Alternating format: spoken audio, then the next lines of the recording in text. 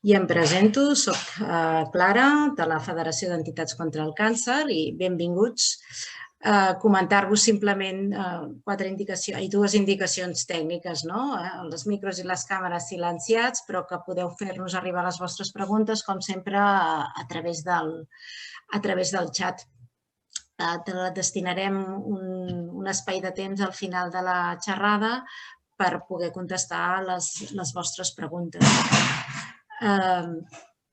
Si us sembla, donaríem pas també al Ramon Maria Miralles, que és el president de la Federació Catalana d'Entitats contra el Càncer, que us farà arribar unes paraules. Gràcies, Clara. Bona tarda. Em vol donar-vos la benvinguda amb aquest cicle de webinars que inaugurem avui amb motiu dels nostres 20 anys d'història. Aquest cicle forma part d'una sèrie d'activitats que hem programat per celebrar el nostre aniversari en un format adaptat a les circumstàncies actuals arran de la pandèmia. El cicle de xerrades, diàlegs i taules rodones porta per títol Càncer, present i futur i tindrà lloc cada dimecres a les 18 hores del mes de març i més endavant es programarà un altre cicle idèntic a l'actual pel mes de novembre.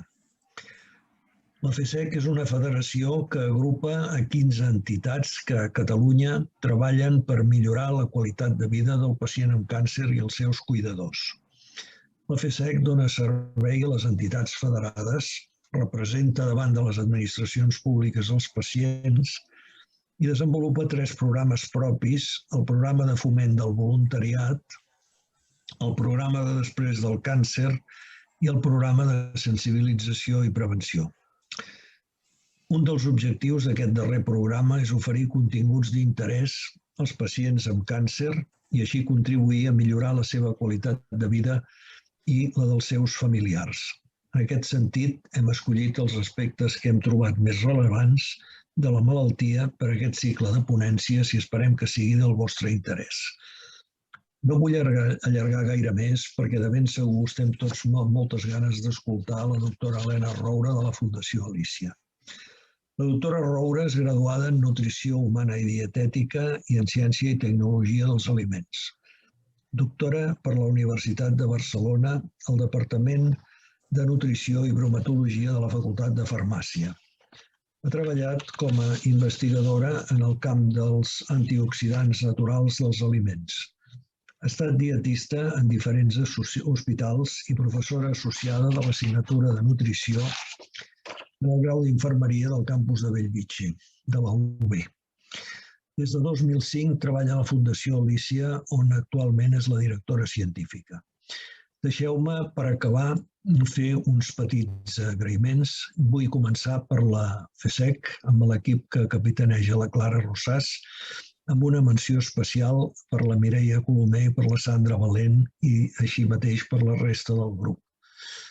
Agraïment també a tots els assistents que veniu, us inscriviu en aquests webinars perquè sense vosaltres no ens posaríem amb tots aquests saraus. I agraïment, com no, en els ponents i els patrocinadors de la reunió, perquè sense l'ajut de tots vostès no seria possible que la FESEC tirés endavant tot això. Moltes gràcies, doncs, benvingudes i benvinguts, i doctora Roura, endavant quan vulguis. Molt bé, bona tarda. Primer de tot, gràcies per convidar-me a formar part d'aquests cicles tan interessants i tan útils per les persones que estan seguint un tractament i les seves famílies. Doncs jo vaig a compartir la pantalla. Ja em direu si tot es veu correctament.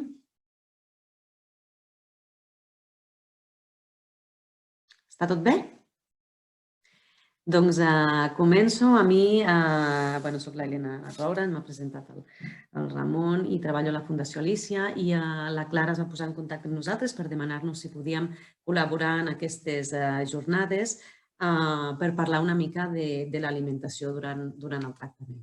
I aleshores el que vam acordar era parlar una mica dels efectes secundaris que el tractament comporta moltes vegades i que fa que de vegades l'alimentació es vegi compromesa i no aconseguim fer-la tan nutricionalment correcta com seria.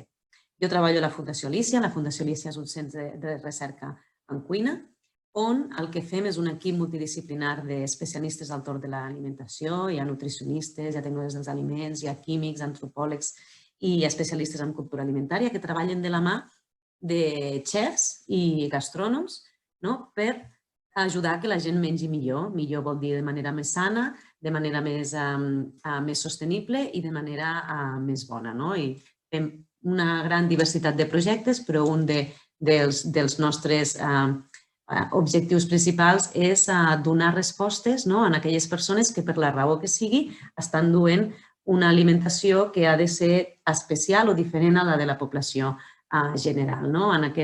En aquest camp hem treballat moltíssimes malalties, hem treballat, diguéssim, les recomanacions dietètico-culinàries durant el tractament del càncer, però també per les persones que tenen anèmia o les persones que tenen esclerosi múltiple, les persones que tenen un ictus i han quedat amb problemes de disfàgia, amb síndromes de l'intestí irritable, malalties minoritàries com la fenilcetonúria, etc. Un gran nombre de malalties. I treballem sempre de la mà amb els referents o els experts de la malaltia en concreta. Si treballem la diabetis, ho treballem amb l'IDIVABS i a l'Hospital Clínic, amb persones amb referència amb la recerca i el tractament de la diabetis. Si treballem amb alimentació i càncer, doncs ho fem de la mà de l'ICO, de la Unitat Funcional de Nutrició Clínica de l'ICO, o ara ho estem treballant, diguéssim, amb l'Hospital Clínic. Si treballem d'alimentació infantil i malalties minoritàries, treballem amb Sant Joan de Déu. O sigui, som, diguéssim, la part aplicada una mica de la ciència i la recerca que es fa en els centres de referència. I avui el que em demanava la Clara és que parléssim una mica dels efectes secundaris del tractament. Com tots sabeu, el tractament d'un tumor comporta diferents teràpies que, malauradament, poden comportar una sèrie d'efectes secundaris que tenen un efecte molt directe i comprometen moltíssim l'alimentació. Jo no parlaré de tractaments concrets ni de tumors concrets, perquè seria molt complicat poder donar respostes a un públic que desconec exactament qui sou i quines són les necessitats, però com sabeu, tant la quimio, la radioteràpia, la pròpia cirurgia, la teràpia hormonal pot comportar unes alteracions que ens condicionaran a l'hora de menjar. Depenent d'on es localitzi el tumor, depenent del tipus de tractament, depenent de l'estat nutricional inicial de la persona, de l'edat, etc., poden aparèixer diferents efectes secundaris. Tenim un que és molt comú, que és la pèrdua de la gana, la fatiga, el cansament, els vòmits, la boca seca, o xerostomia, que es diu, la inflamació de tota la mucosa, que dificulta molt l'alimentació, les llagues a la boca, a l'esòfag. Després tenim tota l'alteració del gust i de l'olfacte, que ara també és una cosa que s'ha vist molt més o s'ha visualitzat molt més arrel de la Covid, però és un símptoma molt freqüent en molts tractaments del càncer. Tenim alteracions del sistema digestiu, ja sigui en formes de diarrees o de restrenyiment, etc. Tenim moltes alteracions, inclús podem tenir alteracions metabòliques, sobretot amb tractaments hormonals, com pot ser en el cas del tractament del càncer de pròstata, que poden comportar alteracions dels lípids, augment de la tensió arterial, etc. I és impossible abordar tots aquests efectes secundaris en una sessió, en un webinar d'una hora, i la Clara des de la FSEC ens van demanar si ens podíem centrar en aquests 4, perquè eren força comuns i podien ser representatius de força tumors i tractament, que és la pèrdua de gana, les nàusees, els vòmits i la diarrea o l'estrenyiment. Jo us explicaré força coses, però no patiu, perquè tot el que jo us explicaré ve d'una feina feta des de fa molts anys, que és un projecte que portem a la Fundació Alícia que es diu Menjar durant el tractament del càncer. És un projecte que s'ha dut a terme gràcies a la Fundació Catalunya La Pedrera i que s'ha anat treballant amb diferents referents, principalment amb la Unitat Funcional de Nutrició Clínica de l'ICO de l'Hospitalet. No sé si algú ho coneix, a la Lorena Arribas o a la Laura Hurtos, que són unes nutricionistes excel·lents en el camp del tractament oncològic. I hem desenvolupat unes guies de recomanacions dietètico-culinàries tant pel càncer de mama, pel càncer de cap i coll, pel càncer colorectal i el càncer de pulmó, que estan publicades, estan totalment lliures i descarregables a través de la web de la Fundació Alícia, i allà trobareu tota la informació que jo us explicaré, molt més detallada, amb molt més exemples, també us parlaré de receptes, allà tindreu les receptes, els gramatges, vull dir que no patiu, si ara vaig una mica ràpid per intentar fer una fotografia, no patiu que no heu apuntat si aquella recepta portava poma o no portava poma, perquè aquí ho tindreu tot. També anunciar-vos que estem treballant ara amb l'Hospital Clínic una 7a guia que és per donar resposta a les persones que estan en tractament del càncer de pròstata i aquí teniu la web de la Fundació Alícia, que és molt senzilla, que és alicia.cat, i allà si aneu a l'apartat publicacions i en el cercador fiqueu la paraula càncer, us sortiran totes les guies que hi ha publicades al respecte en català i castellà que podreu descarregar i consultar de manera lliure. Així que comencem. Abans de començar a parlar dels símptomes, dels efectes secundaris concrets, volia reforçar la idea que l'alimentació és imprescindible durant el tractament de qualsevol tumor. L'alimentació durant el tractament ens ha d'ajudar a obtenir tots els nutrients necessaris pel bon funcionament de l'organisme, ens ha d'ajudar a assegurar un bon estat nutricional, a mantenir un pes adequat, a mantenir l'organisme ben hidratat, perquè això ens ajudarà a tolerar més bé el tractament i els efectes secundaris que provoca, a combatre millor possibles infeccions i, molt important, a mantenir la qualitat de vida de les persones afectades. Una alimentació variada, equilibrada, suficient i segura és imprescindible durant el tractament perquè, com us deia, tindrem millor tolerància als tractaments, ajudarem a que aquests siguin més efectius i, a més, disminuirem el risc de complicacions. I al final també ha de ser una excusa, d'alguna manera, per incorporar uns hàbits alimentaris saludables per a tota la família. I quins són els 10 punts claus de l'alimentació durant el tractament? Que després s'hauran d'ajustar i s'hauran de modificar segons el tipus de tumor, segons el tipus d'efecte secundari. Doncs són, bàsicament, intentar repartir l'alimentació al llarg del dia, 4 o 5 vegades. En principi, si es reparteix més vegades, hi ha més possibilitat que s'incorporin tots els nutrients necessaris que si es fa menys menjades. Assegurar el consum de fruita i verdura diàriament, ja que s'ha vist que són els elements, la font d'aliments de compostos bioactius antioxidants que tenen un paper molt important en la lluita contra la malaltia. Aportar les proteïnes suficients, ja siguin d'origen animal o d'origen vegetal. Hi ha moltes persones que poden seguir una alimentació vegetariana i vegana, per tant, s'ha d'ajustar molt bé aquesta aportació de proteïnes. Per tant, aquí hi ha una recomanació que les persones que duin una alimentació vegetariana o vegana, sobretot, s'ajudin d'un especialista a planificar la seva alimentació per no tenir cap dèficit, perquè si es fa bé és una alimentació totalment apta i segura per a les persones que estan en tractament. Assegurar l'energia que el cos necessita. Mantenir una hidratació és imprescindible. Moltes vegades parlem d'alimentació equilibrada, de les proteïnes i ens oblidem de l'aigua. L'aigua i altres líquids són essencials i ho veurem amb tots els símptomes que anirem treballant, que és molt important hidratar-se molt bé. Fer servir oli d'oliva tant per cuinar com per amanir, ja que és l'oli, diguéssim, més saludable, preferiblement oli d'oliva verge extra. Prioritzar preparacions senzilles i amb poc greix i limitar el consum d'alcohol i reduir tots aquells aliments processats, ultraprocessats, que tinguin sucres afegits, greixos saturats o sal. Que limitar no vol dir no poder menjar mai i sentir-se malament si algú algun dia agafa un trosset d'una cosa. No, és simplement que no formin part de l'alimentació diària. Menjar en companyia, això és molt important, intentar compartir el màxim d'àpats possible amb la família i el màxim d'àpats possibles menjant el mateix, tot i que s'hagi d'adaptar.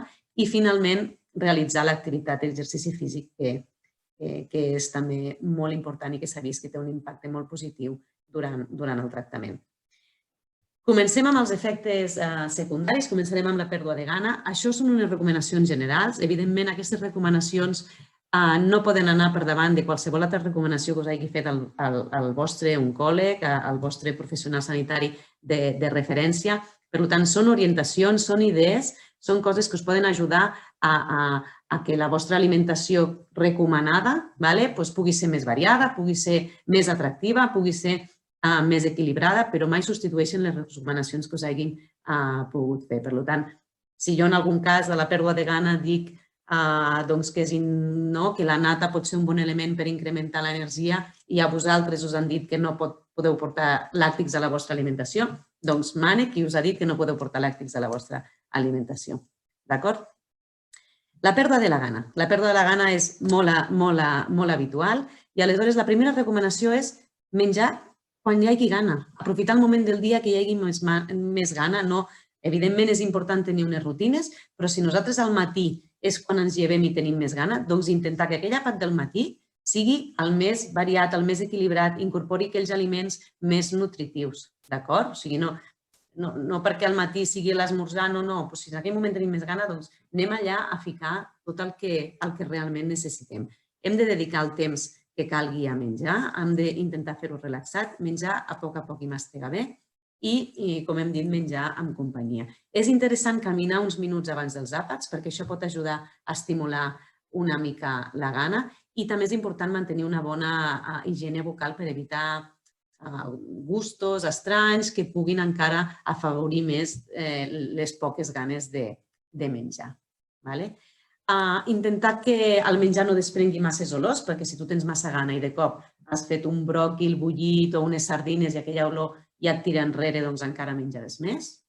Hem de tenir molta cura de la presentació perquè és imprescindible el menjar entre pels ulls, el primer que és entre pels ulls, i aleshores si no cuidem la presentació doncs no ens obrirà, el nostre sistema començarà a segregar, diguéssim, la salivació que ens vindrà de gust començar a menjar.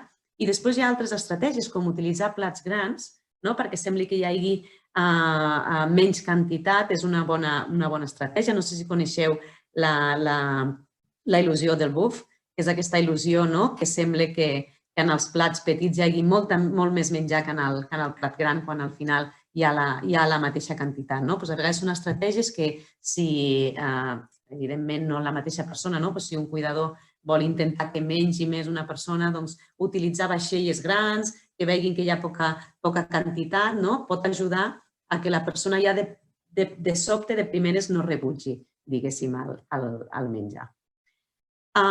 Com hem dit, menjar a les hores que vingui de gust i assegurar que els àpats siguin complets. Què vol dir que siguin complets? Doncs que ens incorporin aliments dels diferents grups.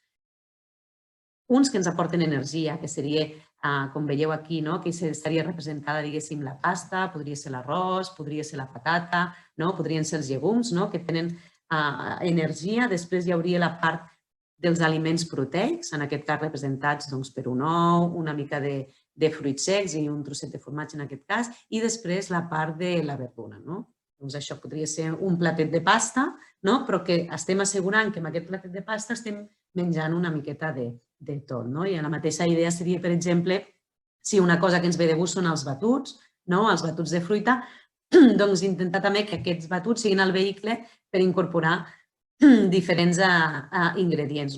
Per una part poden ser làctics o begudes vegetals enriquides, que serien una mica més de font de proteïna. Tindríem els farinacis, alguna galeta, un pa o una mica de cibada o una mica el que agradi. Tot això una mica a gust del consumidor i una fruita.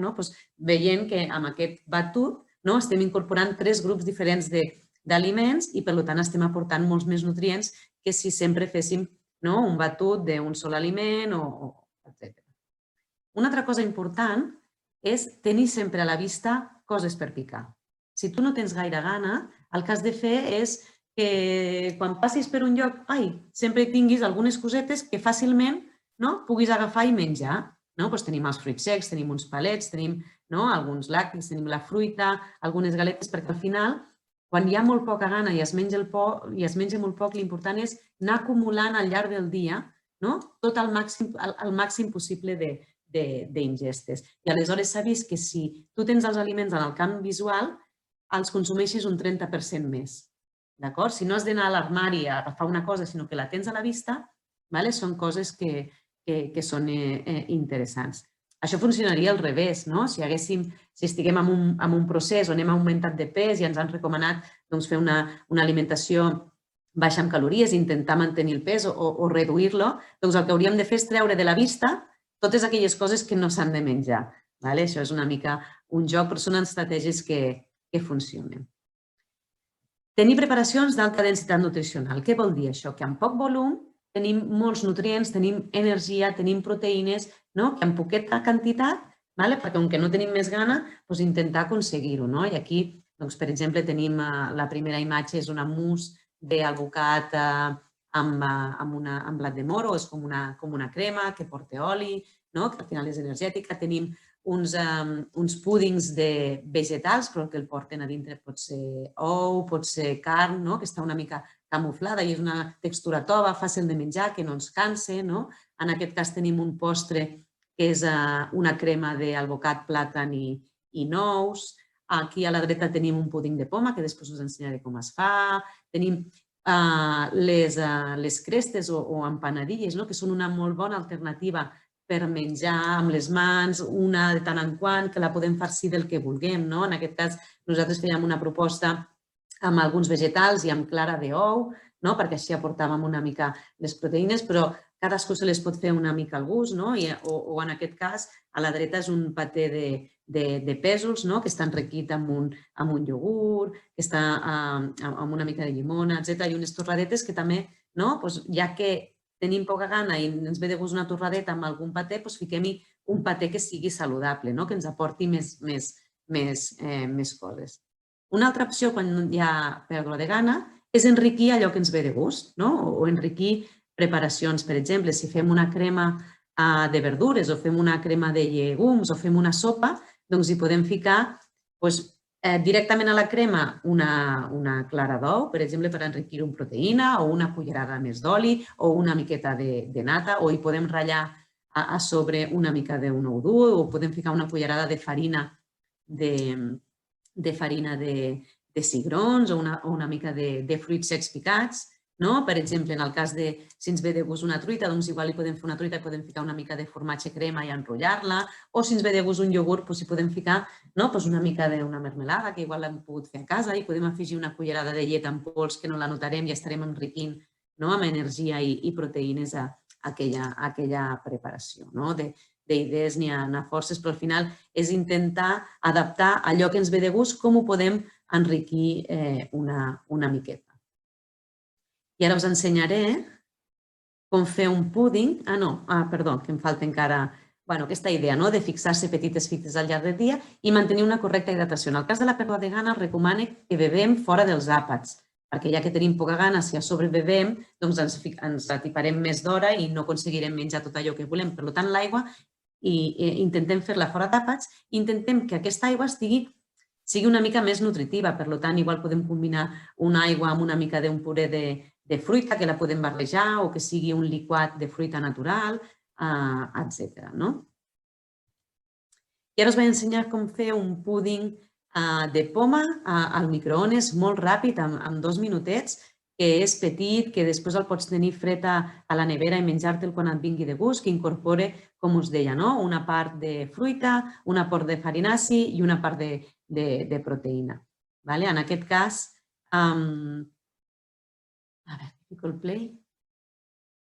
en aquest cas, com veureu, primer la poma la coem durant uns minutets al microones, és molt fàcil, amb un recipient apte, pot ser entremig de 2 plats fons tapats, no cal que sigui un recipient especial, o un vidre de pírex, la fiquem a coure en microones i després fem una mica d'una barreja amb un ou. En aquest cas hi hem posat una mica de nata, però podria ser una nata vegetal en el cas que no es puguin prendre làctics o la persona no prengui llet per voluntat. I s'hi afegeix una mica, aquest seria una mica una magdalena o uns trossets de pa, i afegim la poma, ho triturem tot junt i després simplement ho haurem de coure amb un motllo, que pot ser un motllo de silicona o pot ser amb una tassa directament, ho coguem un parell de minutets al microones i ja ho tenim apte per consumir, deixem que refredi i tenim una preparació de poc volum, però que és molt nutritiva. I com veureu aquí, la Marta, la cuinera que ens ha preparat aquesta recepta, el que fa és presentar-la molt bé, perquè és això que us deia, que entra molt pels ulls. Segurament ara, i més a aquesta hora de la tarda, que igual no hem berenat i hem dinat d'hora, doncs veure aquest púding de poma a tots ens desperta una miqueta la gana, i potser ens el prendríem sense problema. Veieu que és superfàcil, ho podeu adaptar, ho podeu fer amb altres tipus de fruites, ho podeu fer amb diferents begudes vegetals, ho podeu fer amb llet sense lactosa en el cas que no tolereu la lactosa. O sigui, té moltes possibilitats i ho podeu anar variant segons els gustos. Si passem a les nàusees i els vòmits, també és un símptoma, és un efecte secundari molt comú. El problema és que quan hi ha moltes nàusees el que passa és que aleshores el que es provoca és el vòmit i això és molt desagradable perquè al final no et ve de gust quasi bé res, perquè al final penses que tot el que entrarà acabarà sortint i aleshores hem d'intentar també buscar petites estratègies. Molt important quan hi ha nàusees i hi ha molts vòmits és la hidratació. Com hem dit, hem d'intentar seguir hidratar-nos perquè es perden molts líquids durant els vòmits i aleshores recomanem, per exemple, poder tenir una beguda isotònica que la podem fer casolana perquè a més també com que en els vòmits es perden minerals i sals, etc., doncs que la podeu preparar i la pugueu tenir a la nevera i podeu anar fent petits globs perquè sí que és veritat que per evitar les nàusees és millor petites quantitats que grans volums. Després és important utilitzar tècniques de cocció suaus que no desprenguin masses olors perquè una de les coses principals que provoca les nàusees és les olors fortes. De cop sents olors molt desagradables i ja et tiren enrere. Per tant, tècniques de cocció que desprenguin molt pocs olors, que siguin suaus, que no estiguin massa condimentats, tirar més cap a menjars freds o a temperatura ambients perquè són els que menys aromes desprenen, perquè la temperatura és el que fa desprendre aromes. Podem aprofitar per fer petits sàndwichs que podem anar menjant al llarg del dia, però evidentment intentem que siguin sàndwichs o entrepans nutritius, que portin una mica de tot. Un pot ser un dia del que ens vingui de gust, però després intentem que ja fiquem la fruita o la verdura, etc., perquè si no la mengem per una altra banda, doncs la incorporem aquí. En aquest cas també, per exemple, a la dreta de tot teniu un gelat. Els gelats estan molt bé a l'hora d'intentar fer front a les nàusees i als vòmits, però evidentment no podem menjar cada dia gelats, a no ser que ens el fem nosaltres i els el fem d'una manera molt saludable i ara després us ensenyaré com. Cal potenciar l'ús del gingebre i la menta perquè s'ha vist que realment poden tenir un efecte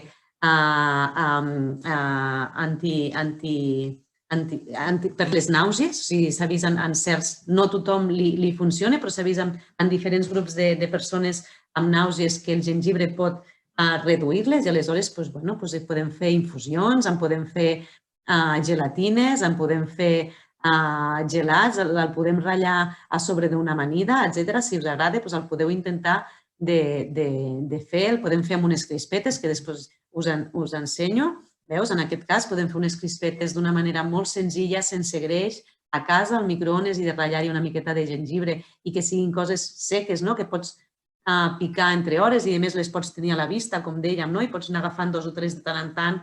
Els fruits secs també, perquè tot el que són aliments secs també ajuden a reduir, diguéssim, les nàusees i els vòmits o són coses que venen més de gust.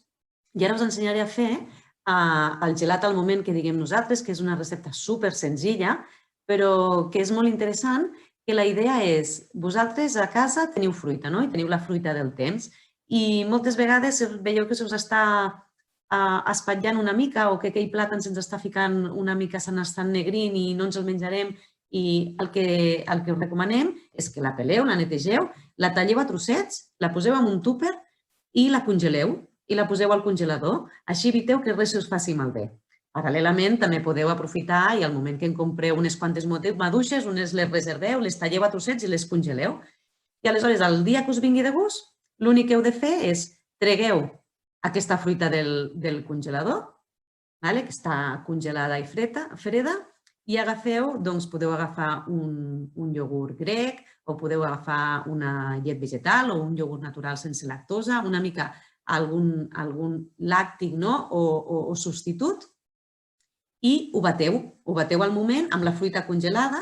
Heu de vigilar, heu de fer uns cops lents perquè si no us podeu carregar el túrmix, heu d'anar fent com anar picant i anar triturant, i en un moment teniu un gelat al gust de la fruita del temps, fresquet, sense afegir-hi sucre, sense afegir-hi greixos que no siguin els propis que porti, diguéssim, el iogurt o la beguda vegetal que hagueu triat, i pot ser un postre per vosaltres o per tota la família, perquè és perfecte. Si aprofiteu la fruita del temps, que estigui al punt de dolçor, no hi heu d'afegir cap edulcorant, ni cap sucre, ni res, i és perfecte.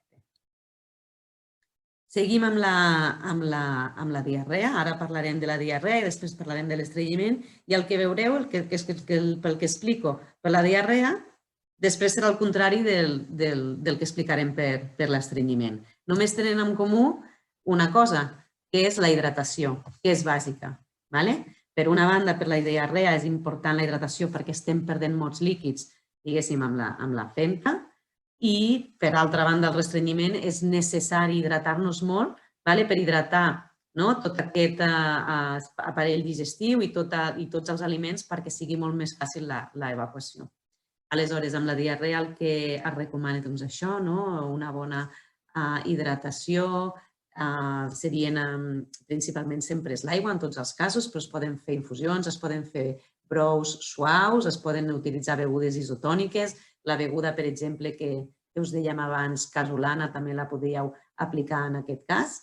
Es recomana fer àpats de petit volum perquè no tinguin un impacte molt fort en el sistema digestiu, en el peristaltisme dels intestins, per tant, més àpats al llarg del dia i de menys volum. I aleshores progressar una mica l'alimentació segons les recomanacions. Hi ha diarrees que són només d'un dia o hi ha diarrees que són molt llargues, que poden durar 2 o 3 setmanes. Aleshores, segons us hagin recomanat els aliments que podeu introduir i no podeu introduir, sempre es recomana de començar per aquesta aigüeta d'arròs o l'arròs bullit i anar provant i introduint aliments de fàcil digestió, com seria la patata i la pastanaga bullida, el peix blanc, el pollastre o la carn blanca, bullides o en coccions, i la poma. I anar veient com anem tolerant i després veient si podem ja introduir el pa, les torrades, els ous, si podem introduir coccions ja no només bullides, si la planxa, etc., i anar veient com es tolera. Si anéssim amb un quadre, diguéssim, d'aliments que estan generalment ben tolerats i que hauríem d'evitar, en quant a les begudes, estarien ben tolerades tot el que serien les begudes isotòniques, les aigües i les infusions, i el suc de poma comercial. També estarien tolerades, tot i que depèn de cada persona, serien els liquats, no els batuts ni la fruita exprimida, sinó seria la fruita liquada amb la liquadora, aquella que tota la polpa i tota la fibra es queda retinguda. També serien, per exemple, es podria fer algun suc de poma i pastanaga liquada, i en canvi no estarien permeses qualsevol altre suc de fruita comercial o comercial. Els cereals més ben tolerats serien els que no tenen fibra, per tant, en aquest cas haurien de ser els cereals refinats, l'arròs, la sèmola d'arròs, la pasta italiana, el pa, i en aquest cas també podríem incorporar la beguda vegetal d'arròs, i no estarien permesos o caldria evitar tots aquells aliments sencers o integrals. En quant a làctics, aquí la tolerància en principi recomana que siguin sempre sense lactosa, i s'ha de provar el iogurt perquè el iogurt pel seu procés natural ja elimina la lactosa i per tant s'hauria de veure si es tolera, i no recomanaria tots els altres derivats o postres làctics, o iogurts amb trossos de fruita, o flams, natilles, etc.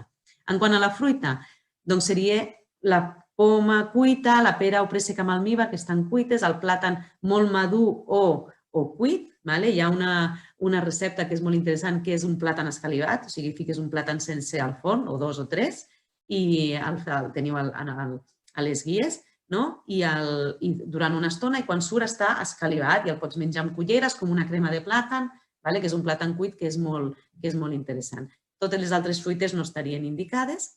En quant a les hortalisses, la patata, la pastanaga, tot sempre cuit, la ceba ben ratllada i també cuita, el carbassó sense pell, la carbassa... Tot això s'hauria d'anar veient com es tolera i totes les altres s'haurien de limitar. Els llegums i els fruits secs no estarien permesos i la carn, el peix i els ous, principalment les carns i peixos més magres, o sigui, el peix blanc, el pollastre, el gall d'indi i el conill, i la truita francesa a l'ou dur, i no estarien permesos, o caldria evitar o caldria veure la tolerància de tota la resta de carns, del peix blau i d'altres maneres de coure els ous, com els ous ferrats, etc. En quant a dolços, dintre d'una alimentació saludable, la quantitat de sucre, mel i mermelada sense trossos que es pugui incorporar, també per donar algun toc al que es fa i, evidentment, tot el que serien les xocolates, brioixeries, etc., estarien limitades. I les coccions recomanades? Bullit, planxa, al vapor, o sigui, coccions més suaus, deixant els fregits, els arrebossats i els guisats contundents, diguéssim, per quan aquesta diarrea hagi desaparegut. I si veiem aquesta llista pensarem, ostres, que avorrit, perquè al final, Helena, només m'estàs dient que puc menjar arròs, pastanaga, una mica de poma cuita. Doncs sí, durant un temps, i aleshores aquí el que és important és intentar buscar formes diferents, receptes diferents, idees diferents que ens facin molt més atractiu l'hora de menjar. En aquest cas, per exemple, aquí us teniu a l'esquerra uns nyoquis de patata amb una salseta de pastanaga, teniu uns rotllets de peix i arròs, teniu un peixet al microones amb llimona, teniu un risotto molt senzillet amb bacallà i arròs i una mica de ceba ratlladeta. Teniu un pollastre amb arròs on hi hem ficat una mica d'espècies. També heu de mirar quines us permeten i no, quines tolereu millor i no. Unes broquetes de pollastre i poma, boníssimes i molt fàcils de fer. I la idea al costat, el que us he ficat, és unes broquetes de pollastre i poma triturades en el cas que, a part de la diarrea, hi hagi problemes a l'hora de tragar. Vull dir que al final que hi hagi problemes a l'hora de mastegar o de tragar no vol dir que sempre haguem de menjar purés i tot tingui el mateix color. Per exemple, aquí teniu uns fideus d'arròs saltejadets amb una miqueta de peix i unes cuetes de gambes, o teniu un arròs amb llet fet amb una beguda d'arròs. Vull dir que no té per què, no podem deixar de donar-nos plaers. En quant a la fruita, doncs el mateix. Podem fer la poma al forn, podem fer la poma al microones, que heu vist amb el púding, que és molt fàcil de fer. Podem fer compotes i combinar-les i presentar-les, diguéssim, amb algun làctic sense lactosa, si el tolerem. Aquí tenim un altre tipus de púding, o tenim aquest de la dreta, seria un gelat al moment, però fet principalment amb poma cuita i plàtan, que són altres idees. I ara aquí us ensenyaré a fer els rotllets de peix i arròs, que són molt xulos i la veritat que estan molt bé, que el que podeu fer és provar-los a fer amb diferents tipus de... Ara veig que fiqui arròs en lloc d'arròs, amb diferents tipus de peix, amb bacallà, amb lluç, amb rap, amb una mica amb el que us agradin, a la que tolereu millor, igual algun dia podeu barrejar amb una miqueta de salmós, tot això segons tolerància. Coguem el peix molt poquet al vapor i afegim arròs bullit que tinguem cuit o que puguem pel moment. Li fiquem una punteta de mel per donar-li un toquet diferent, un toquet més asiàtic, i el que fem és barrejar-ho bé, i aquí el que utilitzarem són les oblets d'arròs, que són papers d'arròs, que el que farem, ara ens ensenyarà la Marta, és hidratar-lo. Es venen tal qual, són 100% arròs. I aleshores el que fem és hidratar-los una mica, els estirem bé i fiquem a dintre la nostra barreja d'arròs i peix i els tanquem.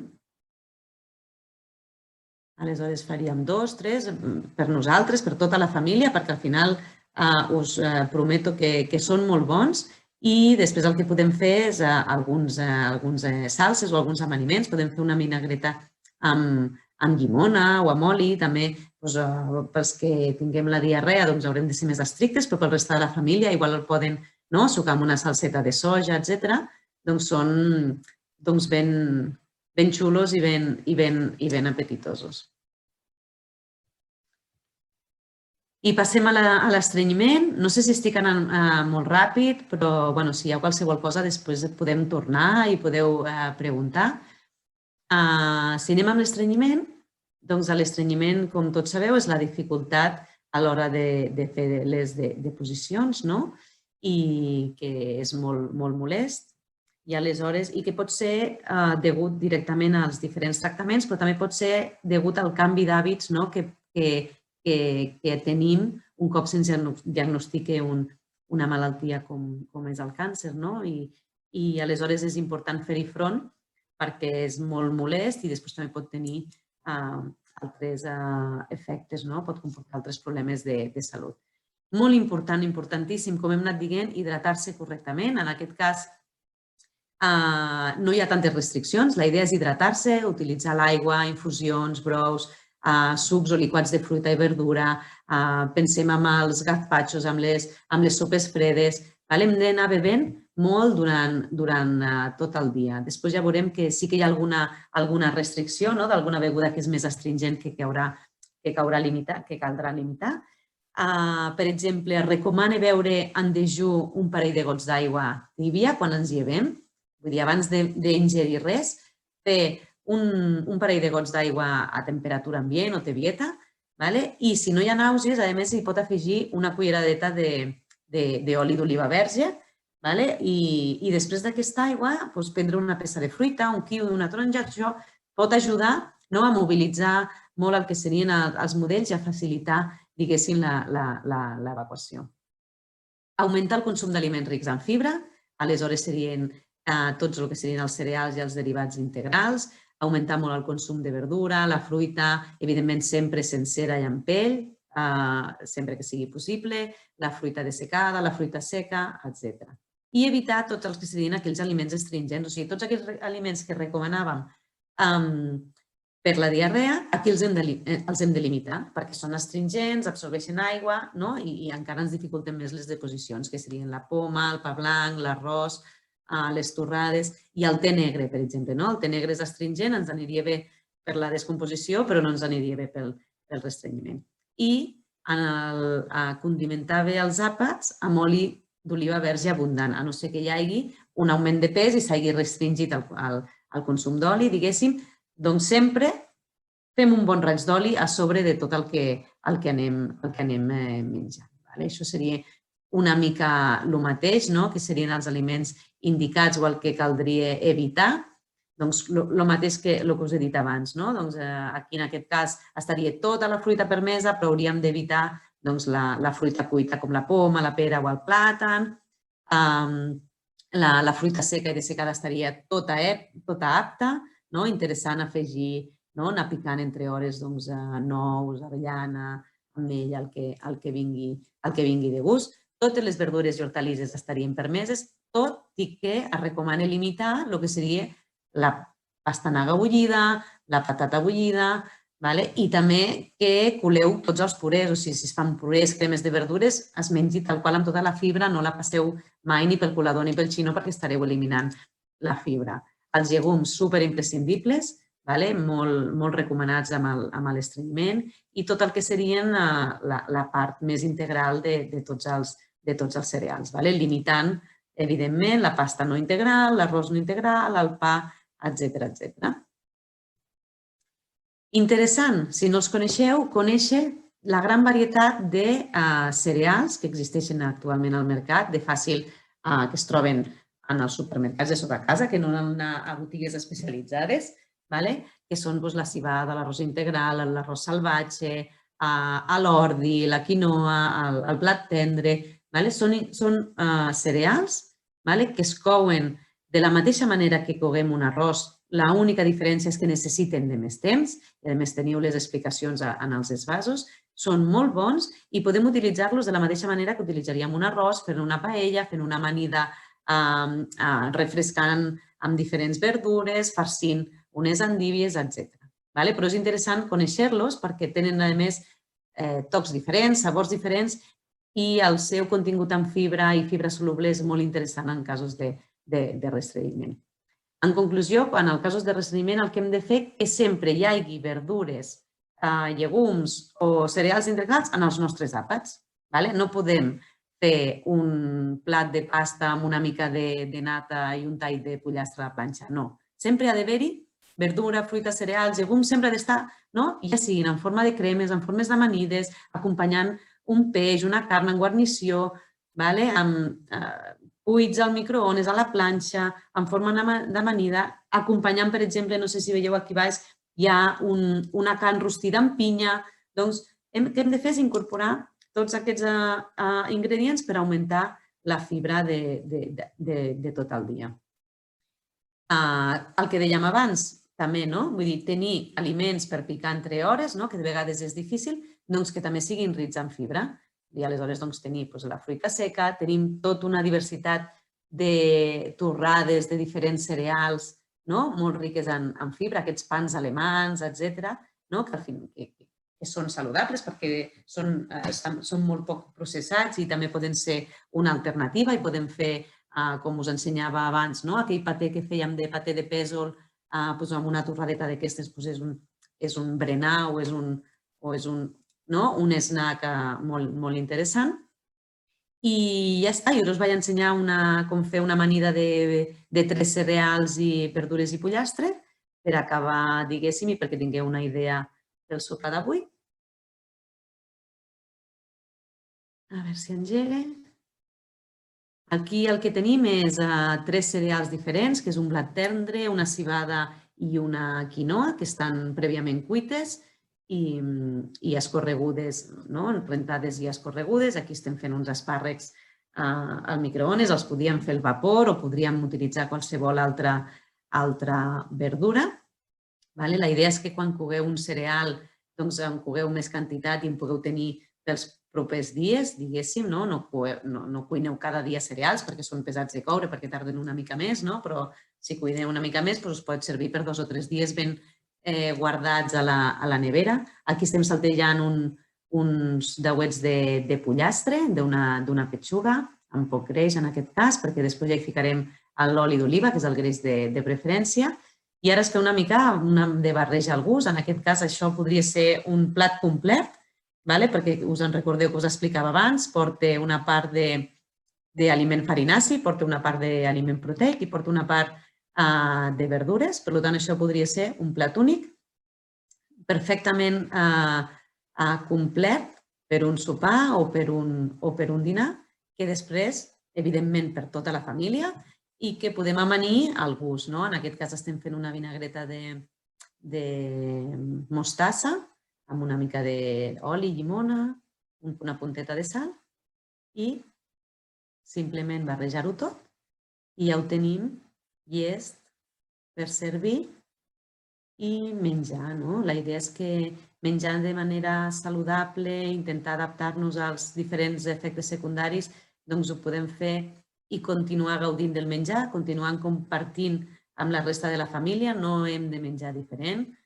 sempre que sigui possible, i intentar gaudir i molta prova i error, i anar provant coses que agraden, coses que ens sentem millor, coses que menys, i anar intentant, a través de la cuina, veure com podem, de mica en mica, fer front a aquests efectes secundaris que sabem que són molt pesats, però que també sabem que passaran.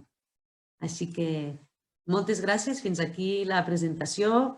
Potser ha anat una mica ràpid, però tot el que us he explicat ho teniu disponible a les guies. Així que torn de preguntes i dubtes i tot el que us pugui respondre, doncs encantada. Helena, n'han arribat algunes al llarg de la xerrada. N'hi ha una que ens pregunten si podries parlar també de l'alimentació després dels tractaments hospitalaris i en especial si es pren hormonoteràpia.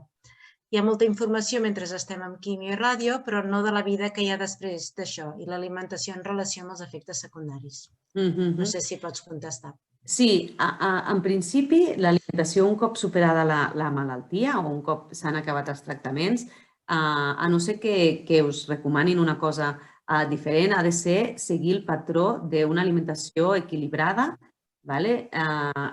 principalment fomentada o basada en els productes frescos, amb molta fruita, molta verdura, amb cereals, a totes les seves versions més integrals, l'alimentació més natural possible, i si queden alguns efectes secundaris que poden perdurar inclús després del tractament, anar intentant donar resposta al que sigui. En cas de la hormonoteràpia, no? Em preguntaves? Sí. Quant a la hormonoteràpia, sobretot en els càncers de pròstata, sí que hi ha una alteració metabòlica que fa que pugui augmentar, diguéssim, els nivells de sucre en sang, els nivells de lípids. Aleshores, el que s'haurà de fer és ajustar l'alimentació per reduir els greixos saturats, el colesterol, fer una alimentació molt més pautada per controlar els sucres. Però, clar, no us puc donar una resposta concreta perquè són, com us estic dient, recomanacions generals, però en el cas del tractament hormonal en el cas del càncer de pròstata, en breu sortirà també la guia i la tindreu disponible amb tota la informació. He vist que algú preguntava on estan aquestes guies i ara, mira, ho deies tu, Clara, no? Estan a la web d'Alícia, aneu a la web d'Alícia, publicacions, cercador, fiqueu càncer i us sortiran totes les guies que estan disponibles. Aquí veig, s'ha d'evitar el cafè. En principi, si no us han dit que l'heu d'evitar, no cal evitar el cafè. Evidentment, no podem prendre 5 cafès al dia, però si a vosaltres us ve de gust el vostre cafetó al matí i una després de dinar, en principi no hi ha cap contraindicació que jo sàpigui que s'hagi d'evitar. Edemes de cafè són bones? Aquí jo no m'atreveixo a respondre. Això són preguntes que heu de fer al vostre especialista. Qualsevol teràpia alternativa jo crec que sempre l'heu de consultar. Qualsevol dieta que vulgueu fer, qualsevol suplement que vulgueu prendre, qualsevol teràpia alternativa ho heu de consultar amb el vostre metge o professional de referència, perquè no tot va bé per tothom, ni tot va malament per tothom, i sí que és veritat que hi ha coses que poden interferir amb els tractaments. S'ha vist que hi ha tipus de suplements que poden interferir amb el tipus de tractament, amb alguna quimio, que poden fer-la més tòxica. Per tant, jo crec que és important que qualsevol pregunta, qualsevol cosa fora de portar una alimentació el més equilibrada i saludable possible que tingueu, la consulteu amb el vostre equip, que tindrà les respostes. Helena, també ens preguntaven sobre els microones i coccions alternatives. És a dir, si el microones és saludable i quines altres coccions alternatives hi ha.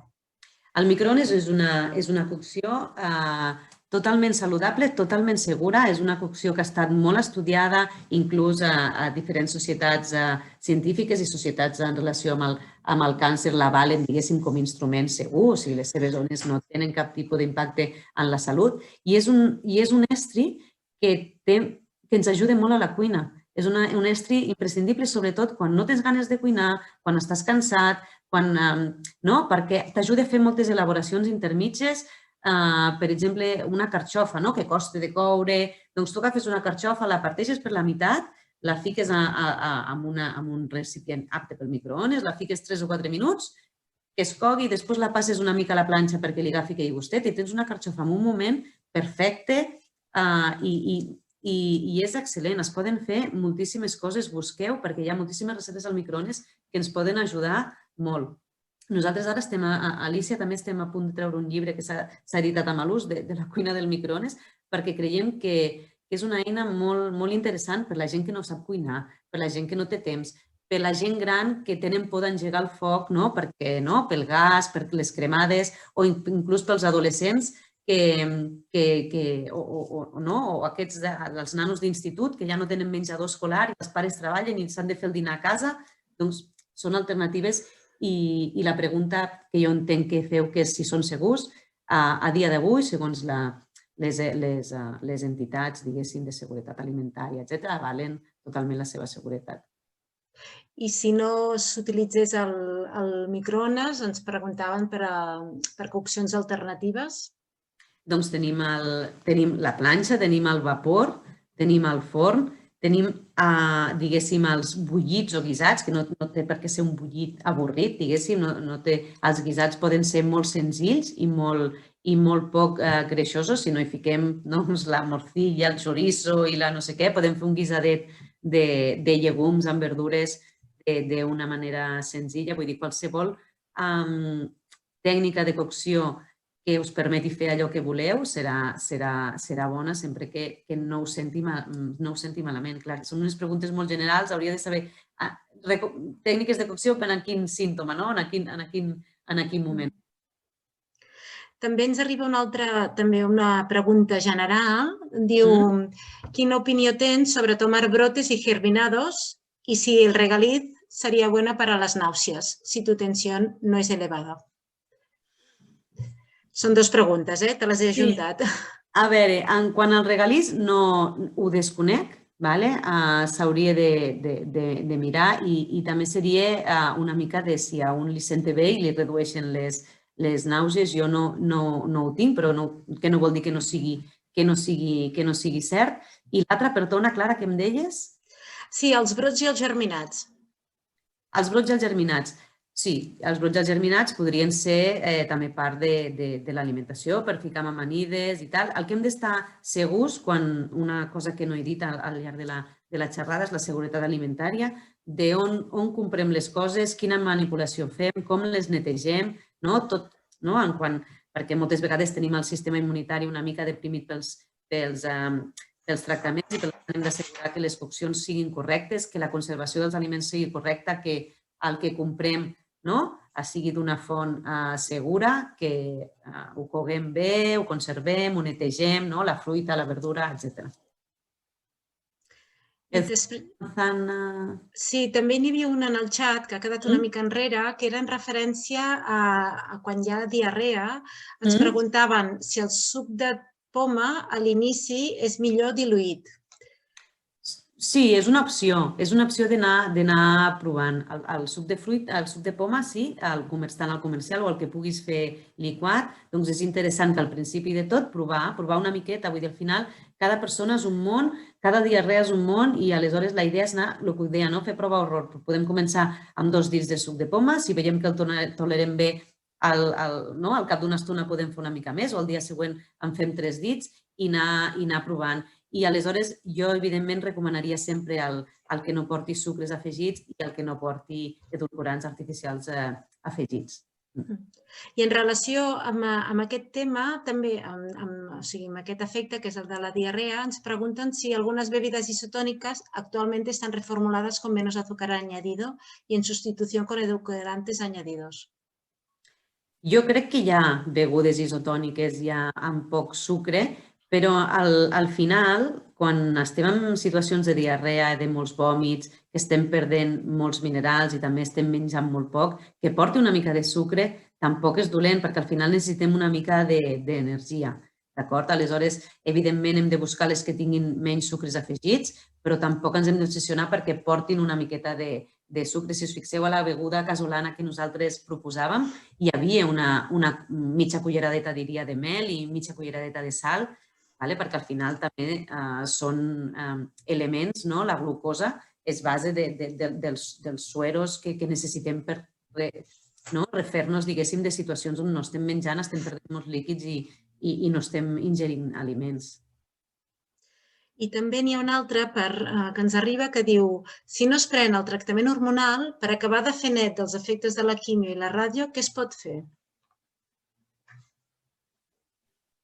No, o sigui, jo suposo que el que refereix, que és un cop has acabat el tractament de quimio i de ràdio, evidentment el nostre cos està bastant intoxicat, diguéssim, del tractament i necessitem que passi un temps per anar eliminant. El que recomana és evitar qualsevol dieta d'aquestes miraculoses, detox, etc., que no estigui realment avalada científicament o per un professional, diguéssim, col·legiat, un professional, un dietista, nutricionista col·legiat i especialitzat. I el que es recomana sempre és una alimentació, el que us deia, molt saludable, molt rica en fruites i verdures fresques, de temporada, molt poc producte processat, molts líquids i anar avançant mica en mica. Segurament sí que hi ha alguns components, algunes infusions, algunes herbes, etc., però això ho heu de parlar directament amb el vostre especialista perquè depenent de la quimioteràpia que hagueu pres, etc., hi haurà unes contraindicacions unes altres. I en el xat la Sílvia ens diu que no té clar quins cereals es poden menjar directament amb llet o per esmorzar i quins s'han de cuinar. Els cereals d'esmorzar, qualsevol cereal d'esmorzar que no porti massa sucres afegits podrien ser adequats. Hi ha, per exemple, la civada o l'avena, que bàsicament sempre està ficat en castellà. Hi ha avena per esmorzar, hi ha els copos d'avena, que són aquests flocs, diguéssim, que tu pots ficar-los a l'esmorzar amb la llet o amb una beguda d'arròs, o els pots afegir directament al iogurt, que no s'han de cuinar, són uns flocs, són pellofetes, vull dir, mai es dissoldran d'alguna manera. I després tens el gra, diguéssim, sense tractar, que tu has de bullir com si fos un arròs. I veuràs la diferència, perquè una cosa són uns floquets, com unes pellofetes, i l'altre és un gra, com un gra d'arròs, que has de ficar a bullir perquè si te'l menges és dur com un gra d'arròs sense coure. I també ens arriba una última pregunta, que és si el sucre blanc seria adequat. En principi, per tota la població i per les persones que estan en un tractament de càncer, etc., s'ha de limitar el consum de sucres afegits. Sucres afegits són el sucre blanc, són la mel, són el sucre morè, etc. Però que s'hagi de limitar no vol dir que s'hagi de prohibir. Vull dir, una miqueta de sucre al dia no hi ha problema, sobretot si és necessari per a algunes coses. El que no podem prendre és moltíssim sucre, però no tenim per què limitar-lo directament cada dia de la vida si ens dona, si ens ajuda a que potser si li fiquem mitja culleradeta de cafè de sucre en una preparació, igual ens ajuda a menjar el reste de la preparació. Sembla que no en tenim més. No sé tu si ho veus en el xat, però jo diria que les hem contestat totes.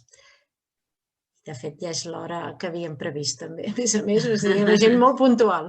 Sí, ordenat. El que ja us he dit, qualsevol, trobareu moltíssima més informació, moltes receptes, moltes idees a les guies. Jo he fet un repàs molt ràpid, però també qualsevol consulta o les podeu fer a través de la FESEC i ens les feu arribar o ens les podeu fer directament a través del correu d'info d'Alícia, també les responem. Nosaltres no responem a preguntes individualitzades sense tractaments individualitzats, perquè nosaltres treballem i fem les guies amb els professionals que són els que realment estan en contacte amb vosaltres. Nosaltres hi fiquem, diguéssim, la part més divulgativa o més aplicada i més, diguéssim, culinària de la gestió de l'alimentació. Per tant, no us les podrem respondre i el que us diguem és que utilitzeu sempre el vostre professional de referència. Veig que algú aixeca la mà, però no sé si... Sí, la Montserrat, però no sé si... Espera't, farem una... No sé si vol dir alguna cosa o... A veure, intentarem... La connectarem a veure si ens vol dir alguna cosa, perquè pugui parlar, o si no és... Perquè veig que no es connecta, tampoc ens diu res. Diria que... A veure, ara... Si ets pot... Té el micro obert, però... Igual no, igual... No, sí, potser ha sigut un error, No em sentia. Ara et sentim. Ah, vale. És que no m'he pogut connectar amb el xat. Dec fer alguna cosa malament. Un parell de preguntes. Carn vermella, aconsellen més aviat, no? I la clara d'ou, què em dieu sobre això? Mira, La carn vermella, com a tota la població en general, és una carn que s'ha de limitar, que s'ha de consumir. Evidentment es pot consumir, però no s'ha de consumir abundant, es pot consumir 1 o 2 cops per setmana. En el cas del tractament del càncer, o sigui, perquè hem de diferenciar moltes vegades el que és la prevenció d'un càncer el que és el tractament d'un càncer, d'acord? Aleshores, la carn vermella és una font excel·lent de proteïnes, a més és una excel·lent font de ferro i també d'altres greixos. No és imprescindible, o sigui, no és necessari menjar-la durant el tractament si es cobreixen les fonts de proteïnes i de ferros d'altres fonts, però si a algú li agrada la carn vermella i de tant en tant pot menjar-se un trosset de carn vermella, si no li han contradit pel tipus de tumor que té, no té per què no menjar-la. Ara, el que sí que es recomana limitar és tot el que són els derivats, els processats, salsitxes, hamburgueses, embotits, etc. Això sí que es recomana limitar per la quantitat de greix i també per la quantitat de sal, però una peça de carn vermella de qualitat, de vedella o de corder, on hem tret la part més del greix extern, etc., amb una quantitat moderada, si a algú li ve de gust no hi ha problema.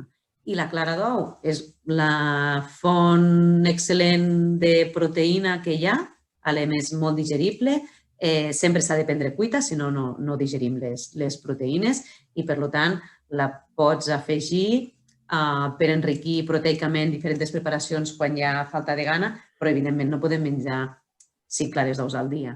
No sé quina és la pregunta, però la cosa és que és una font excel·lent de proteïnes i d'aminoàcids essencials i, per tant, imprescindible per assegurar les fonts proteiques de l'alimentació. No sé si t'he contestat, Montserrat. Veig que està amb el micro apagat. Torna a estar apagat. Torna a estar apagat, eh? Ara, la boca seca, que sobretot per la nit, quan me'n vaig a dormir, me la noto molt, molt seca. Durant el dia no, perquè vaig bevent. Què puc fer? A veure, la boca seca trobaràs moltes recomanacions a les guies i la idea és, per exemple, potser abans d'anar a dormir, no sé si has vist a la presentació, hi havia un moment que hi havia com unes broquetes com uns gelats, hi havia com un xupito, com de fruites, eren com un polo molt petitet de fruita, per exemple, fruita àcida. La fruita àcida ajuda una mica a salivar, aleshores, igual abans de dormir, pots prendre un d'aquests petits geladets que tu puguis fer amb fruita natural, sobretot àcida, o si no també gelatines. Us he ensenyat, hi ha unes gelatines que hi havia de gengibre, però la pots fer de diferents coses i pots fer petits cubs i potser abans d'anar a dormir pots ficar aquesta gelatina a la boca i la tens una estoneta i et va hidratant una mica, o un glaçó que tu puguis fer-te, ara és temps de taronges, fas uns glaçons de taronja i també, mira, abans de ficar-te al llit el pots tenir una estoneta a la boca mentre acabes de llegir les 4 pàgines abans de dormir-te o el que sigui, igual et pot ajudar. És anar provant, no sé. D'acord, moltes gràcies. A tu, Montserrat. Doncs, Helena, no sé què et sembla. Jo diria que ja no hi ha més preguntes, ni al xat, ni un xat ni a l'altre. Si us sembla, ho deixaríem aquí i agrair-te moltíssim la teva aportació. I els assistents, animar-los a que la setmana vinent tornem a tenir un webinar a les 6 de la tarda sobre les seqüeles físiques i emocionals després dels tractaments, precisament. I que s'animin a inscriure si creuen que és interessant. Ho deixaríem aquí, doncs moltes gràcies a tots i fins la propera. Moltes gràcies a vosaltres. Adéu, bona tarda.